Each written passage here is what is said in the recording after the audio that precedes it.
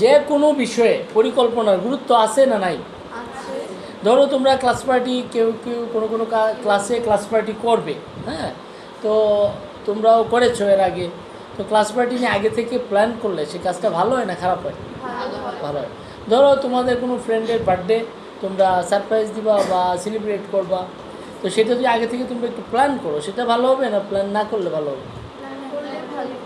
ধরো তোমাদের এই ফাইনাল এক্সামের পরে আমরা ঘুরতে যাওয়ার চিন্তা করতেছি, ধরো আমরা হুট করে একদিন ঘুরতে গেলে ভালো হইব না আগে একটু প্ল্যান করলে ভালো হবে?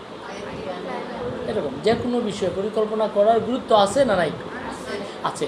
আর ব্যবসায়টা যেহেতু টাকা পয়সা সংক্রান্ত এবং ঝুঁকিপূর্ণ কাজেই ব্যবসায়ের পরিকল্পনা থাকা খুবই জরুরি। তার মানে ব্যবসায় পরিকল্পনার গুরুত্ব আছে। আচ্ছা, তো 1 নম্বর গুরুত্বটা কি? ব্যবসায় পরিচালনার দিক নির্দেশনা, মানে পরিকল্পনাটার 1 নম্বর গুরুত্বই হচ্ছে পরিচালনার দিক নির্দেশনা, যে কে করবে, কিভাবে করবে, কে কোন কাজটা করবে, এই সব বিষয়ে সঠিক দিক নির্দেশনা দেওয়া থাকে পরিকল্পনার মধ্যে। 2 নম্বর মূলধন সংগ্রহ ও বিনিয়োগ। তো ব্যবসায় হলো মূলধন সংগ্রহ করতে হয়, আবার এটা বিনিয়োগও করতে হয়। সঠিকভাবে বিনিয়োগ করতে পারলেই তোমার লাভ হবে, আর নাহলে তোমার কী হবে? লস হবে।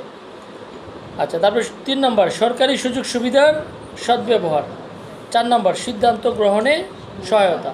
তো ব্যবসায় পরিকল্পনার মূলত এই 4টা গুরুত্ব রয়েছে। এর বাইরেও আরও অনেক গুরুত্ব আছে, কিন্তু তোমরা এই 4টে জানলেই হবে।